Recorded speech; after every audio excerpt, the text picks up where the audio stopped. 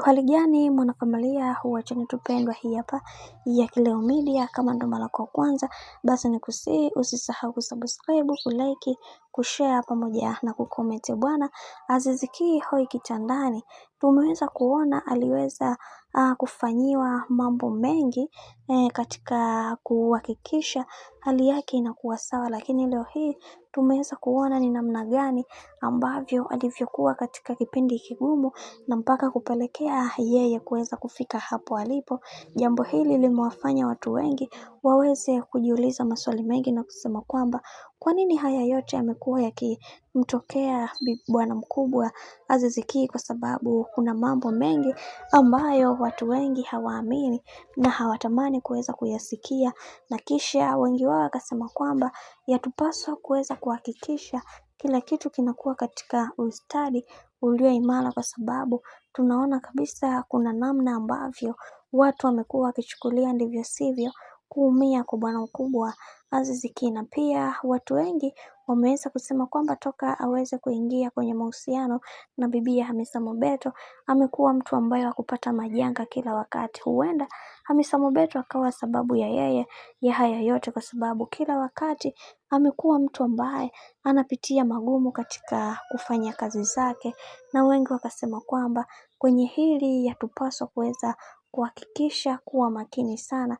kwa sababu kuna vitu vingi ambavyo vinavyoendelea sasa, na yatupaswa kuweza kuhakikisha kila kitu kinakuwa katika mistari ambayo iliyo imara. Na wengi wao wakasema kwamba kwa hiki naona kabisa kuna kitu hakipo sawa, hivyo yatupaswa kuweza kuhakikisha kuwa makini kwenye hili. Na watu wengi wakasema kwamba dada yetu Hamisa Mobeto amekuwa mtu ambaye mwenye kimavi sana. Kiukweli hili jambo linawaumiza watu wengi, lakini wacha tuone mwisho wa haya yote itakuwaje, kwa sababu kila mtu anamvutia kwake, na wengi wao wanatamani kuweza kuhakikisha kila kitu kinakuwa katika misingi na mikakati iliyo imara. Wacha tuone mwisho wa haya yote itakuwaje, kwa sababu kila mtu anatamani kuweza kupata furaha katika maisha yake, na wengi wao wakasema kwamba katika hili kila mtu atasimama imara kuweza kuhakikisha kila kitu kinakuwa katika ustadi ulio bora, na sio vile ambavyo wao wamekuwa wakifikiri kwa muda mrefu.